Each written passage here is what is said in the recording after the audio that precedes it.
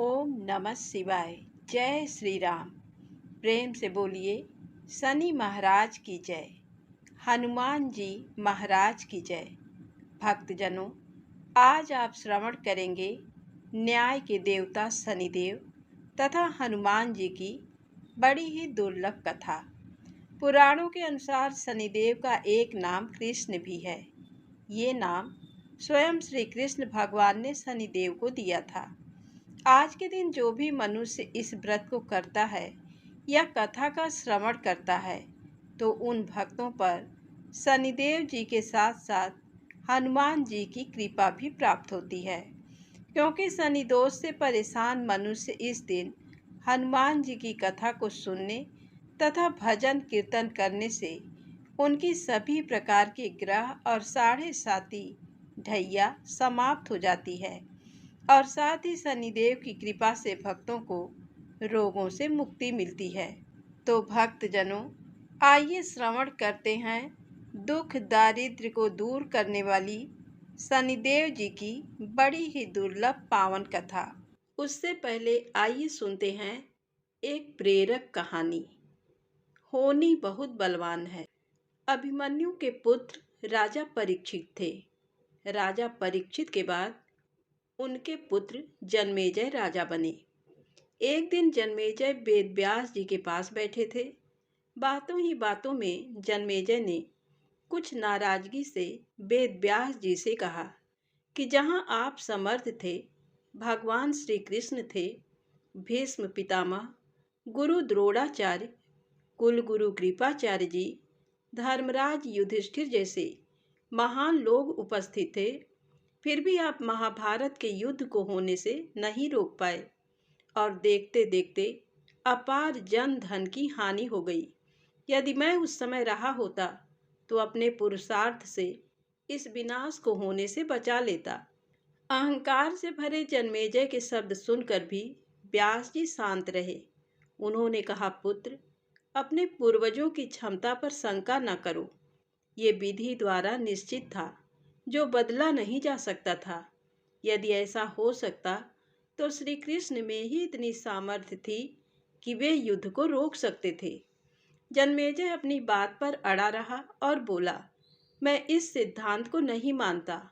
आप तो भविष्यवक्ता हैं। मेरे जीवन की होने वाली किसी होनी को बताइए। मैं उसे रोक कर प्रमाणित कर दूंगा कि विधि का विधान निश्चित नहीं होता। व्यास जी ने कहा, पुत्र, यदि तू यही चाहता है तो सुन। कुछ वर्ष बाद तू काले घोड़े पर बैठकर शिकार करने जाएगा। दक्षिण दिशा में समुद्र तट पर पहुंचेगा। वहां तुम्हें एक सुंदर स्त्री मिलेगी जिसे तू महलों में लाएगा और उससे विवाह करेगा। मैं तुमको मना करूंगा कि ये सब मत करना, लेकिन फिर भी तुम ये सब करोगे। इसके बाद उस लड़की के कहने पर तू एक यज्ञ करेगा। मैं तुमको आज ही चेता रहा हूँ कि उस यज्ञ को तुम वृद्ध ब्राह्मणों से कराना, लेकिन वह यज्ञ तुम युवा ब्राह्मणों से कराओगे। और जन्मेजय ने हंसते हुए व्यास जी की बात काटते हुए कहा कि मैं आज के बाद काले घोड़े पर ही नहीं बैठूंगा, तो ये सब घटनाएं घटित ही नहीं होंगी। व्यास जी ने कहा कि ये सब होगा, और अभी आगे की सुन। उस यज्ञ में एक ऐसी घटना घटित होगी कि तुम उस रानी के कहने पर उन युवा ब्राह्मणों को प्राण दंड दोगे, जिससे तुझे ब्रह्म हत्या का पाप लगेगा और तुझे कुष्ठ रोग होगा और वहीं तेरी मृत्यु का कारण बनेगा। इस घटनाक्रम को रोक सको तो रोक लो। वेदव्यास जी की बात सुनकर जन्मेजय ने एहतियात बस शिकार पर जाना ही छोड़ दिया। परंतु जब होनी का समय आया तो उसे शिकार पर जाने की बलवती इच्छा हुई। उसने सोचा कि काला घोड़ा नहीं लूंगा, पर उस दिन उसे अस्तबल में काला घोड़ा ही मिला। तब उसने सोचा कि मैं दक्षिण दिशा में नहीं जाऊंगा, परंतु घोड़ा अनियंत्रित होकर दक्षिण दिशा की ओर गया और समुद्र तट पर पहुंचा। वहां पर उसने एक सुंदर स्त्री को देखा और उस पर मोहित हुआ। जन्मेजय ने सोचा कि इसे लेकर महल में तो जाऊंगा, लेकिन शादी नहीं करूंगा। परंतु उसे महलों में लाने के बाद उसके प्यार में पड़कर उससे विवाह भी कर लिया। फिर रानी के कहने से जन्मेजय द्वारा यज्ञ भी किया गया और उस यज्ञ में युवा ब्राह्मण ही रखे गए। किसी बात पर युवा ब्राह्मण रानी पर हंसने लगे। रानी क्रोधित हो गई और रानी के कहने पर राजा जन्मेजय ने उन्हें प्राण दंड की सजा दे दी। फलस्वरूप उसे कोढ़ हो गया।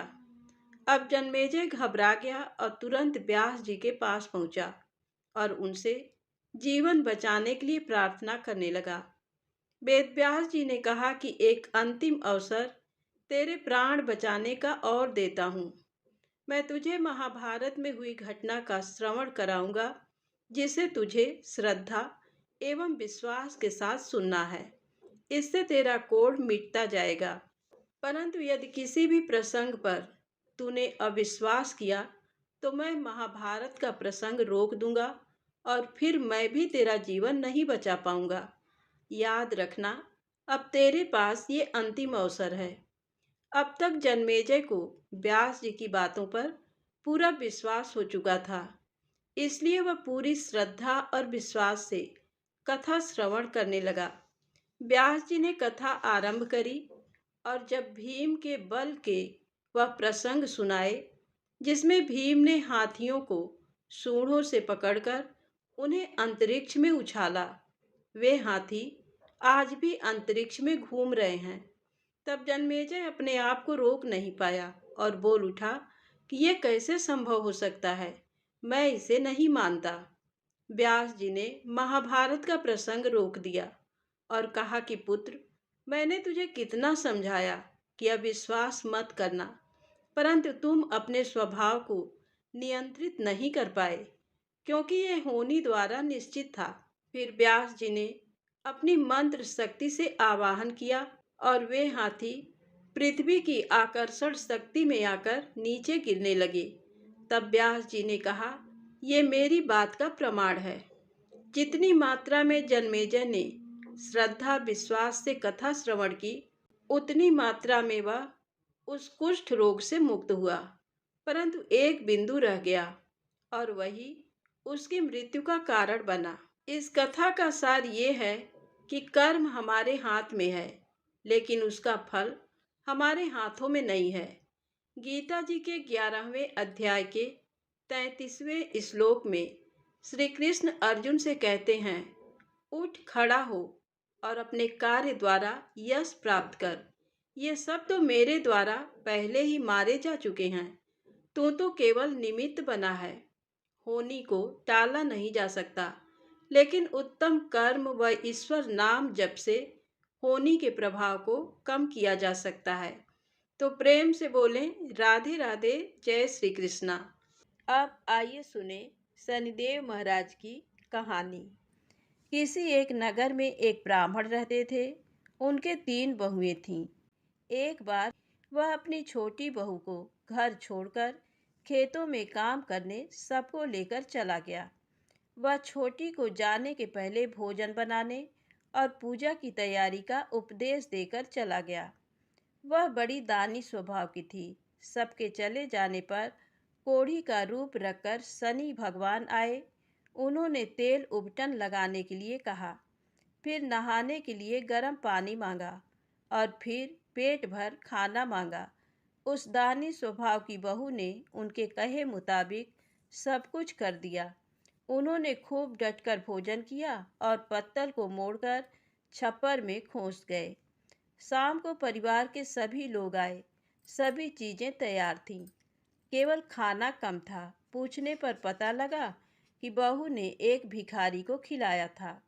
ब्राह्मण ने उससे असंतुष्ट होकर दूसरे शनिवार को बड़ी बहू को घर में रखा और सब लोग खेतों में काम करने चले गए। उसी भांति शनि भगवान आए और वही सब मांगा, पर बड़ी बहू ने कह दिया, हमारे यहाँ कुछ नहीं है। शनि देवता ने कह दिया तो ऐसा ही हो, और चले गए। वापस आने पर ब्राह्मण ने देखा कि कुछ भी तैयार नहीं था और भोजन गायब हो गया था। अगले शनिवार को मझली बहू को घर पर रखा और उसने भी बड़ी की तरह ही किया। शनि देवता ने उसे भी वैसा ही शाप दिया। और चले गए। चौथे शनिवार को फिर छोटी बहू को रखा गया। उसने पहले की ही भांति शनि देवता के आने पर किया। शनि देवता अपनी जूठी पत्तल छप्पर में फिर खोसकर चले गए। घर वापस आने पर सबने देखा कि घर अच्छी अच्छी चीज़ों से जगरमगर हो रहा है। रसोई में नाना प्रकार के व्यंजन, मिठाई, पकवान बने हुए रखे हैं। सबको बड़ा आश्चर्य हुआ कि निर्धनता में भी ये सब कैसे बन गया। बहू ने बतलाया, कोढ़ी आया था, उसकी कुछ सेवा कर दी थी और भोजन करा दिया था। ब्राह्मण समझ गया कि शनि देवता आए थे, उन्हीं की कृपा से ये सब हुआ। उसने अपना घर देखना शुरू किया तो छप्पर में खोसे हुए पत्ते मिले, जिनमें हीरा जवाहरात भरे थे। बहू ने बतलाया, ये तो भिखारी की जूठन है। शनि भगवान की कृपा से उनके घर में धन संपत्ति भर गई। हे शनि देवता, जैसे छोटी बहू पर कृपा की वैसे सब पर करना। कहानी कहने वालों पर भी, कहानी सुनने वालों पर भी। प्रेम से बोलें, शनिदेव महाराज की जय हो। आइए सुने शनिदेव महाराज की दूसरी कहानी। किसी देश में एक राजा राज्य करता था। उसने अपने नगर में एक बाजार लगवाया। दूर दूर से सौदागर बुलवाए और डुग्गी पिटवा दी कि बाजार उजड़ने पर जिसका जो भी माल नहीं बिकेगा उसे राजा खरीद लेगा। सौदागर बहुत खुश थे। जिस दिन किसी सौदागर का कोई माल नहीं बिकता, राजा के आदमी जाते और उचित मूल्य देकर खरीद लेते थे। एक दिन एक मतिभ्रम लोहार एक लोहे की शनि देव की मूर्ति बनाकर बाजार में बेचने के लिए ले आया। भला शनि मूर्ति कौन खरीदता।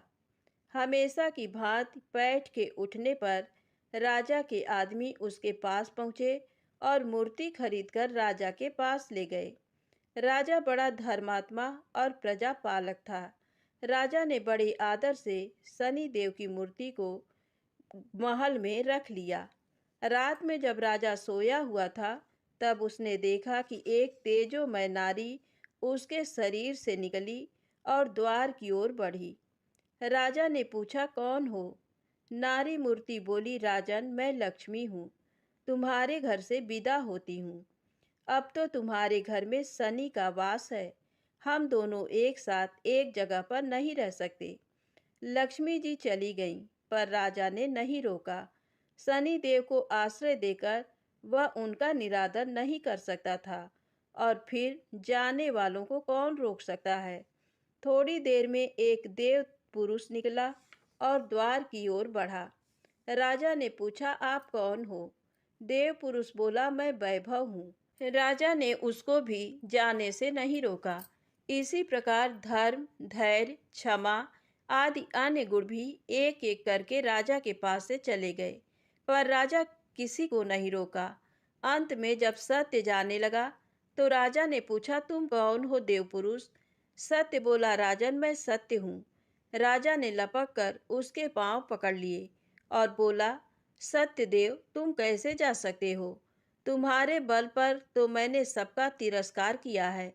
मैंने तुमको आज तक नहीं छोड़ा और आज भी मैं तुम्हें नहीं जाने दूंगा, और तुम ही मुझे कैसे छोड़ सकते हो?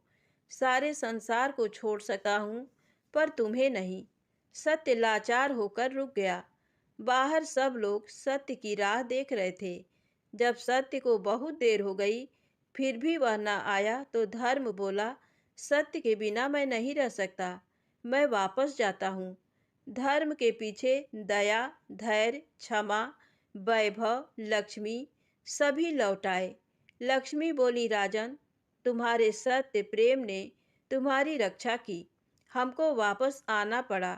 तुम्हारा जैसा सत्यवादी दुखी नहीं रह सकता। इस प्रकार राजा के सत्य प्रेम के कारण लक्ष्मी जी और शनि देव एक ही स्थान पर रहने लगे। तो प्रेम से बोले, शनिदेव महाराज की जय हो। प्रेम से बोले, सत्यदेव महाराज की जय हो। आइए सुने प्रभु श्री राम के द्वारा लक्ष्मण के त्याग की कहानी। कमल नयन भगवान श्री रामचंद्र जी लोकापवाद के कारण सीता जी का परित्याग करके अयोध्या का राज्य करने लगे। उन्होंने दूसरी किसी स्त्री को पत्नी रूप में किसी तरह भी स्वीकार नहीं किया। यज्ञ कार्य की सिद्धि के लिए भी पत्नी के स्थान पर सीता देवी की स्वर्णमयी प्रतिमा को ही बिठाया। श्री राम ने 11,000 वर्षों तक ब्रह्मचर्य का पालन करते हुए निष्कंटक राज्य किया। तदनंतर श्री रामचंद्र जी के भवन में एक देवदूत आया और बोला, भगवान, मुझे इंद्र ने भेजा है, अतः आप मुझसे एकांत में मिलिए। तब भगवान श्री राम ने एकांत में जाकर लक्ष्मण जी से कहा, लक्ष्मण, मैं जब तक इस देवदूत के साथ बैठकर वार्तालाप करूं, तब तक कोई यहाँ न आवे। यदि कोई आवेगा तो उसे मृत्यु दंड दिया जाएगा। अतः तुम राजद्वार पर उपस्थित रहकर इस बात की ओर दृष्टि रखो कि कोई आ न जाए और किसी के लिए वध का प्रसंग न उपस्थित हो जाए। लक्ष्मण ने बहुत अच्छा कहकर आज्ञा स्वीकार की और वे स्वयं राजद्वार पर खड़े होकर पहरा देने लगे। इधर देवदूत ने श्री राम के साथ वार्तालाप प्रारंभ किया। इंद्र तथा अन्य स्वर्गवासियों का संदेश सुनाते हुए उसने इस प्रकार कहा, महाभाग, आपने रावण का विनाश करने के लिए ही भूतल पर अवतार धारण किया था। वह दुष्ट मारा गया, त्रिभुवन का कंटक दूर हुआ। आपने इस समय देवताओं का सब कार्य पूर्ण कर दिया। अब यदि आपकी रुचि हो तो मृत्युलोक त्याग कर दिव्य लोक में पधारिए। इसी समय मुनिश्रेष्ठ दुर्वासा वहां आए और लक्ष्मण जी से पूछने लगे, श्री रघुनाथ जी कहाँ हैं? लक्ष्मण बोले, विप्रवर, मुझ पर दया करके थोड़ी देर यहीं ठहर जाइए। महाराज किसी देव कार्य से एकांत में बातचीत में लगे हुए हैं। दुर्वासा बोले, यदि अभी मुझे राजा श्री रामचंद्र जी दर्शन नहीं देंगे तो मैं समस्त रघुकुल को शाप देकर भस्म कर डालूंगा।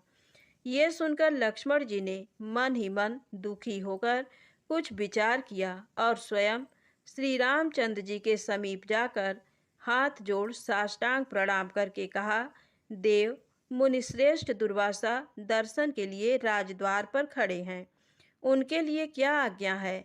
लक्ष्मण जी का वचन सुनकर श्री रामचंद्र जी ने देवदूत से कहा, तुम देवराज के पास जाकर ये कह देना कि मैं 1 वर्ष के अंदर ही आपके समीप आ जाऊंगा।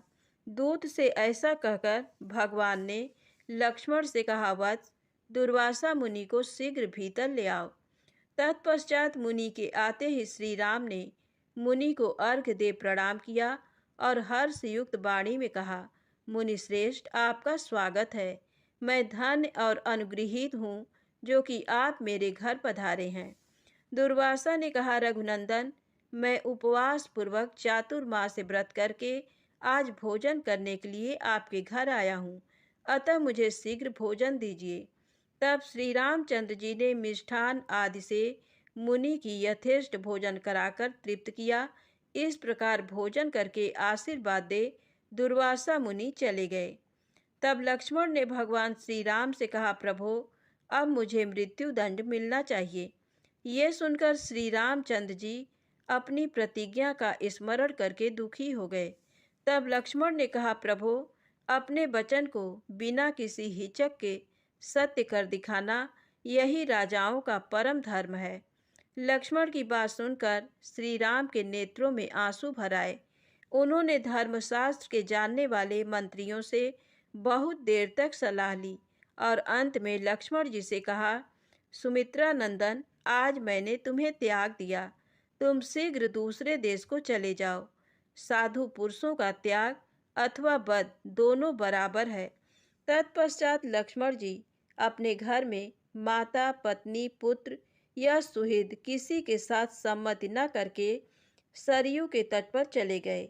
वहां सरयू जल में स्नान करके तट पर एकांत स्थान में बैठ गए और पद्मासन लगाकर उन्होंने अपने आत्मा को परमात्मा में लीन करके ब्रह्मरंध्र से अपने तेजोमय प्राण का परित्याग कर दिया। श्री रामचंद्र जी ने जब ये समाचार सुना तब वे अत्यंत दुखी होकर विलाप करने लगे। वे मंत्रियों और सुहित जनों को साथ लेकर स्वयं उस स्थान पर गए और करुण स्वर में हा वत्स कहकर फूट फूट कर रोने लगे। उस समय लक्ष्मण जी का कलेवर अदृश्य हो गया और फूलों की वर्षा के साथ आकाशवाणी हुई, महाभागराम, आप शोक न करें। ब्रह्म ज्ञान से संयुक्त लक्ष्मण जी सर्व संन्यास करके परम धाम को पधार गए हैं।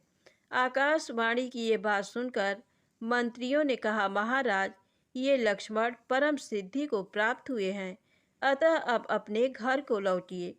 राज्यकार्य की चिंता कीजिए और श्रेष्ठ ब्राह्मणों से पूछकर अपने स्नेह के अनुरूप उनका पारलौकिक कृत्य, श्राद्ध, पिंडदान आदि कीजिए।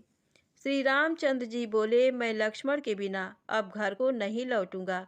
यदि आप लोगों की रुचि हो तो मेरे प्रिय पुत्र कुश को राज सिंहासन पर बिठाइए। ऐसा कहकर श्री रघुनाथ जी ने परम धाम पधारने का विचार किया। प्रेम से बोले, प्रभु श्री राम की जय हो। आइए श्रवण करते हैं दुख दारिद्र्य को दूर करने वाली शनिदेव जी की बड़ी ही दुर्लभ पावन कथा। किसी गांव में एक बहुत ही विद्वान ब्राह्मण रहा करते थे।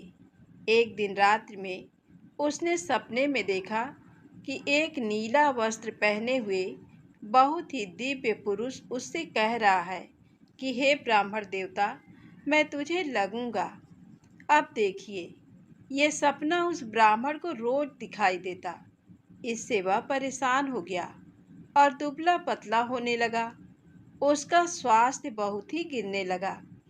एक दिन उसकी पत्नी ने कहा, देखिए, मैं आपको कितना अच्छे से खिलाती पिलाती हूँ, मेवा मिश्री खिलाती हूँ, दूध मलाई खिलाती हूँ, अच्छा भोजन आहार पकाकर खिलाती हूँ, फिर भी आप इतने दुबले पतले क्यों होते जा रहे हैं? इसका क्या कारण है? प्रिय भक्तजनों, उस ब्राह्मण ने अपनी पत्नी से अपना सारा हाल बताया कि मेरे सपने में एक नीले कपड़े पहने हुए बहुत ही दिव्य पुरुष आते हैं। वे मुझसे कहते हैं कि हे ब्राह्मण, मैं तुझे लगूंगा। अब यही सोचकर मुझे भूख प्यास नहीं लगती, मैं दुबला होता जा रहा हूँ। तब ब्राह्मणी ने कहा, हे पतिदेव, मुझे लगता है कि आपको शनि भगवान दर्शन देते हैं। आपके ऊपर शनि की दशा शुरू होने वाली है, इसलिए आपको वे सचेत करते हैं। अवश्य ही वे शनि महाराज हैं। अब की बार जब दिखें तो आप उनसे कहिएगा कि आप मुझे सिर्फ 1.25 पहर ही लगना। प्रिय भक्तजनों, उसी दिन जब रात्रि होती है तो ब्राह्मण फिर से सोता है और उसके सपने में शनि भगवान दर्शन देते हैं और कहते हैं, हे ब्राह्मण, आज मैं तुम्हें लगूंगा। तब ब्राह्मण ने कहा, हे भगवान, यदि आप लगना ही चाहते हैं तो लग जाइए, लेकिन ये बताइए आप कितने दिनों के लिए लगोगे? तब शनिदेव जी ने कहा, हे ब्राह्मण, तुम्हारे ऊपर 7.5 शुरू होने वाली है, मैं तुम पर 7 साल के लिए लगूंगा। तब ब्राह्मण ने कहा, क्षमा कीजिए भगवान, इतना भारी तो मुझसे झेला नहीं जाएगा, 7 साल बहुत हैं। तब शनिदेव जी बोले, अच्छा 5 वर्ष के लिए लगूंगा। तब ब्राह्मण ने कहा, शनि महाराज, ये भी मेरे लिए ज़्यादा है। तो शनि भगवान बोले, तो ठीक है, 2.5 साल का लग जाऊं? ब्राह्मण ने फिर मना कर दिया। तब शनि देव कहने लगे, 1.25 पहर का लगूंगा तो ठीक रहेगा। प्रिय भक्तजनों, उसे 1.25 पहर की शनि की दशा लग गई। ब्राह्मण ने नींद से उठते ही अपनी पत्नी से कहा, देखो, मेरे 1.25 पहर की शनि की दशा लगी है, इसलिए मैं जंगल में जाकर समय बिताऊंगा। तुम मेरे खाने पीने का सारा सामान बांध दो और इस 1.25 पहर में कोई गाली भी दे तो उसे भी सुन लेना। ऐसा कहकर ब्राह्मण अपने घर से जंगल की ओर चल दिया। जंगल में ब्राह्मण एक पीपल के पेड़ के नीचे बैठ गया और हनुमान जी का पाठ करने लगा। 1 पहर बीत गया तो ब्राह्मण ने सोचा, बाकी का समय तो रास्ते में ही बीत जाएगा, और वहां से चल दिया। और रास्ते में चलते हुए उसे एक सब्जी मंडी दिखाई दी। तो उसने सब्जी मंडी में से एक बड़ा सा कद्दू खरीदा। कद्दू खरीदकर अपनी चादर में लपेटकर वहां से चल दिया। तभी रास्ते में शनि महाराज एक साधु का वेश बदलकर उसके पास आते हैं और कहते हैं, तुम्हारे चादर में क्या है? तो ब्राह्मण ने कहा, हे साधु महाराज, मेरी इस चादर में तो कद्दू है। साधु ने कहा, अच्छा, कद्दू है तो दिखाओ। जब ब्राह्मण ने अपना चादर दिखाया तो आश्चर्य, उसमें तो उस राज्य के राजा के बेटे का कटा हुआ सर था। ये देखते ही साधु महाराज, जो कि शनि देव जी थे, उस ब्राह्मण को लेकर राज दरबार में पहुंच गए और राजा से कहने लगे, महाराज, ये देखिए, ये दुष्ट दुराचारी आपके पुत्र की हत्या करके उसके सिर को काट के अपने चादर में लेकर घूम रहा था। इसे आप दंड दीजिए। प्रिय भक्तजनों, राजा ने जब सुना कि उस ब्राह्मण ने उसके पुत्र को मार दिया है, राजकुमार की हत्या कर दी है, तब राजा बहुत ही क्रोधित हुआ। उसने कहा, मुझे मत दिखाओ, मुझसे ये सब कुछ देखा नहीं जाएगा। हे सैनिकों, तुम इसे तुरंत ले जाओ और इसे सूली पर चढ़ा दो। जब नगर में ये समाचार हुआ कि राजा के पुत्र का सिर कट चुका है, एक ब्राह्मण ने उसकी हत्या कर दी है, तो नगर में हाहाकार मच गया और उस ब्राह्मण को सैनिक सूली पर चढ़ाने के लिए ले गए। जब फांसी पर चढ़ाने ही वाले थे, तब जैसा कि नियम होता है, मरने वाले से उसकी अंतिम इच्छा को पूछा जाता है। तो सैनिकों ने भी ब्राह्मण की अंतिम इच्छा को पूछा।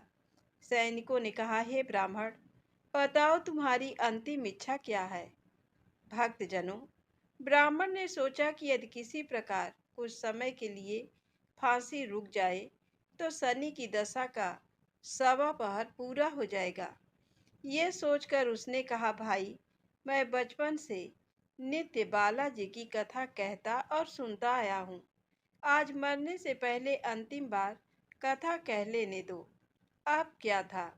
फांसी देने वाले सैनिकों ने उसकी आखिरी इच्छा पूर्ण होने तक फांसी को रोक दिया। कहानी कहते कहते 1.25 पूरा हो गया। शनि की दशा खत्म हो गई। अब इधर देखिए, राजा का जो पुत्र था, राजकुमार, वह जंगल से शिकार खेलकर वापस राजमहल में आ गया। राजमहल में राजकुमार को देखते ही राजा बड़ा ही प्रसन्न हुआ, लेकिन मन ही मन उसे डर भी लगा। यदि उस निर्दोष ब्राह्मण को फांसी चढ़ा दिया गया होगा तो ब्राह्मण हत्या का दोष लग जाएगा। राजा ने 2 घुड़सवार को जल्दी से फांसी घर की तरफ दौड़ाया और ब्राह्मण को आदर सहित दरबार में आने का हुक्म दिया। ब्राह्मण राज दरबार में उपस्थित हुआ तो राजा ने क्षमा याचना मांगते हुए कहा कि आपके बगल में जो चादर है उसे खोलकर दिखाओ। राजा की आज्ञा के अनुसार ब्राह्मण ने चादर खोली तो उसमें कद्दू था। राजा ने ब्राह्मण को बहुत सा धन दिया और पूछा, हे ब्राह्मण देवता, मुझे ये समझ में नहीं आया, इस सब के पीछे रहस्य क्या है? ये सब क्यों हुआ? आखिर ये सब था क्या? तब ब्राह्मण ने कहा, हे महाराज, मुझे 1.25 की शनि की दशा लगी थी, इसलिए ये सब कुछ हुआ। राजा ने कहा, हे ब्राह्मण, शनिदेव की दशा किस प्रकार चलती है? तो ब्राह्मण ने कहा, हे राजन, यदि राजा या सेठ को ये दशा लगती है तो काला हाथी या काला घोड़ा दान करना चाहिए। गरीब को शनि की दशा लगती है तो पीपल की पूजा करनी चाहिए और शनि की कहानी सुननी चाहिए।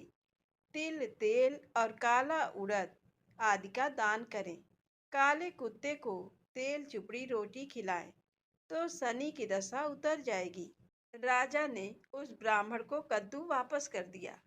अब घर जाकर ब्राह्मण ने कद्दू अपनी पत्नी को दिया।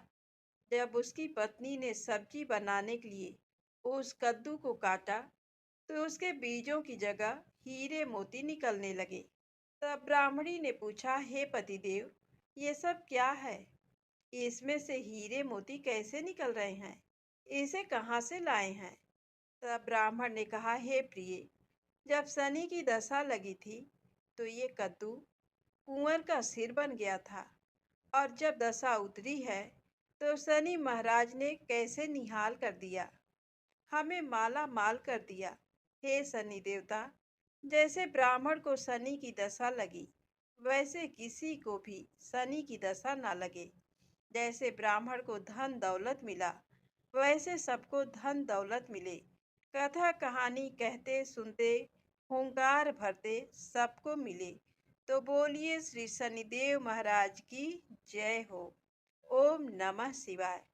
प्रिय भक्तजनों, आइए अब सुनते हैं भगवान शनिदेव की दूसरी कथा। ये कथा सुनने से भक्तों को मनोवांछित फल की प्राप्ति होती है।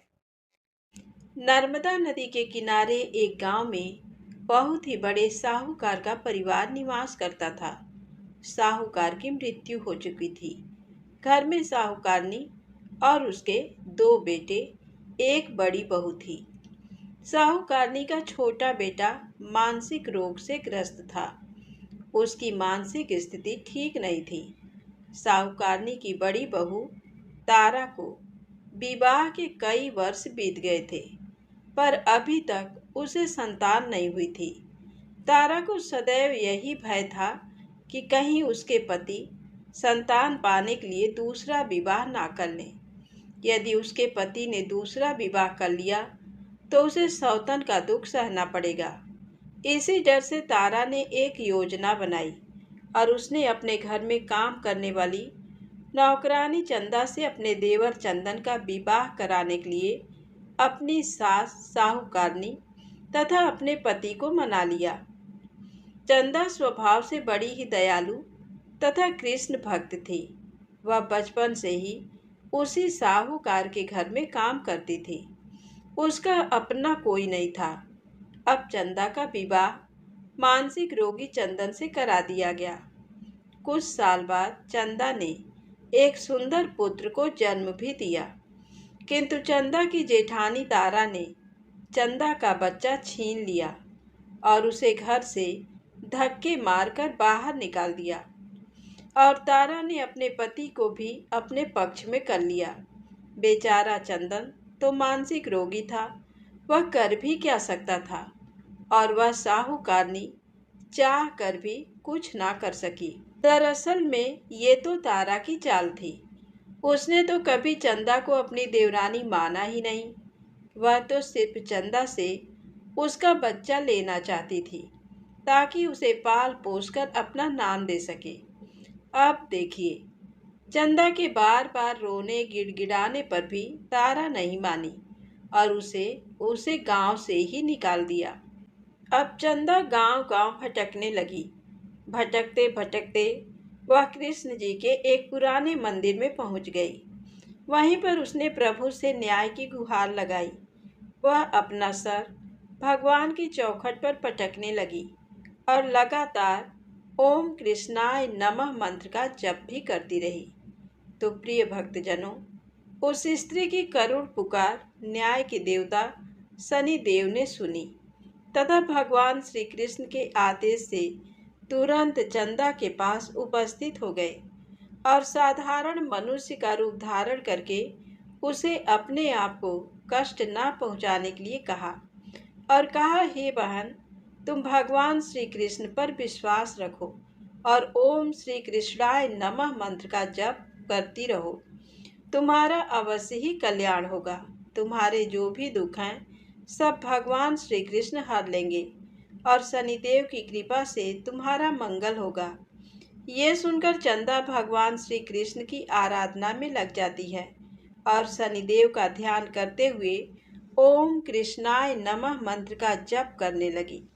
अब शनिदेव एक साधु का वेश बदलकर साहूकार के घर पहुंच गए और अलख निरंजन का अलख जगाने लगे। तब घर से बाहर साहूकारनी निकली और उसने भिक्षा देकर उन्हें प्रणाम किया। तब साधु रूपी शनिदेव ने कहा, हे देवी, मैंने सुना है आपके घर में कोई मानसिक रोगी है। मैंने 7 सालों से हिमालय के जंगलों में भटकते हुए बहुत ही दुर्लभ जड़ी बूटी इकट्ठी की है। जो हर प्रकार के रोगों को समाप्त कर देती है। यदि आप कहें तो मैं आपके घर के मरीज को ठीक कर सकता हूँ। उस साहूकारनी ने कहा, हे महात्मा, अहो भाग्य जो आप यहाँ पधारे। हाँ महाराज जी, मेरा छोटा बेटा जो कि दिमागी रूप से बीमार है, आप उसे ठीक कर दीजिए। आप जो चाहेंगे मैं वह आपको दूंगी। आइए, घर के अंदर आइए।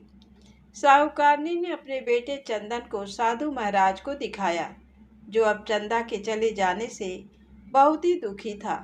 साधु महाराज ने अपने कमंडल से जल निकालकर उसे अभिमंत्रित करके चंदन को पीने के लिए दिया। अब उस जल को पीते ही चंदन बिल्कुल ठीक हो गया और साधु महाराज ने तारा को भी बहुत समझाया कि वह चंदा का बच्चा उसे वापस कर दे और अपनी गलती को स्वीकार कर ले, किंतु वह नहीं मानी। वह तो उल्टे ही साधु महाराज को डांटने लगी, यहाँ तक कि चंदन के ठीक होने से उसे ईर्ष्या करने लगी। इस बात से रुष्ट होकर भगवान शनिदेव की दशा तारा को लग गई और वह मानसिक रोगी हो गई। उसका एक हाथ लकवा से ग्रस्त हो गया। साधु महात्मा के बताए अनुसार चंदन अपनी पत्नी चंदा को घर ले आया और अपनी पत्नी, बच्चे और माँ के साथ हंसी खुशी जीवन व्यतीत करने लगा। प्रिय भक्तजनों, तारा को शनिदेव ने उसके कर्मों का फल दिया और चंदा के सिर्फ ओम कृष्णाय नमः मंत्र का जप करने से उस पर कृपा बरसाई और उसका बच्चा, पति, परिवार वापस मिल गया। उसका पति भी स्वस्थ हो गया। जय शनिदेव, जय जय शनिदेव। ओम नमः शिवाय। प्रिय भक्तजनों, साढ़े साती क्या होती है? इससे लोग क्यों डरते हैं? यह सही है कि साढ़े साती के समय व्यक्ति को कठिनाइयों और परेशानियों का सामना करना पड़ता है, किंतु इससे डरने और घबराने की कोई बात नहीं। इसमें कठिनाई और मुश्किल हालात जरूर आते हैं, परंतु इस समय व्यक्ति को कामयाबी भी मिलती है। बहुत से व्यक्ति साढ़े साती के प्रभाव से सफलता की ऊंचाइयों पर पहुंच जाते हैं। साढ़े साती व्यक्ति को कर्मशील बनाता है और उसे कर्म की ओर ले जाता है। अभिमानी, हठी और कठोर व्यक्तित्व वाले व्यक्ति से ये काफ़ी मेहनत करवाते हैं। साढ़े साती के 3 चरण होते हैं। साढ़े साती का पहला चरण नज़दीकी रिश्तेदारों और जातक को प्रभावित करता है। साढ़े साती का दूसरा चरण व्यापार और गृहस्थी को प्रभावित करता है। साढ़े साती का तीसरा चरण परिवार और स्वास्थ्य को प्रभावित करता है। भगवान शनिदेव न्याय के देवता हैं। ये कभी भी किसी को ऐसे दंड नहीं देते। यदि दंड देते हैं तो उसे उसके साथ बहुत ही बड़ी शिक्षा भी देते हैं। जैसे एक माता अपने पुत्र की गलती पर उसे दंड देती है, उसकी भलाई के लिए, उसे सही मार्ग पर जाने के लिए, ठीक वैसे ही शनिदेव कर्म और न्याय के पथ पर चलने के लिए मनुष्य को दंड देते हैं, ताकि वह डरकर आगे ऐसा कार्य ना करे और अपने जीवन को सरल और सार्थक बनाए। भगवान शनिदेव तो न्याय के मूर्ति हैं। इनकी पूजा और भक्ति करके व्यक्ति धन, ऐश्वर्य से संपन्न हो जाता है और सफलता की नई ऊंचाइयों को छूता है। जीवन में तरक्की करता है। घर में सुख, समृद्धि, वैभव का आगमन होता है और व्यक्ति का जीवन बड़ा ही सुखमय हो जाता है। शनिदेव भगवान को प्रसन्न करने के लिए शनिवार के दिन पीपल के पेड़ के नीचे शाम को दिया अवश्य जलाएं और कुत्ते को तेल से चुपड़ी रोटी खिलाएं। शनिवार को जल में तिल डालकर पीपल को चढ़ाएं। इससे शनिदेव अत्यंत प्रसन्न होते हैं और ओम कृष्णाय नमः महामंत्र का जप भी करें। तो बोलिए श्री शनिदेव महाराज की जय हो।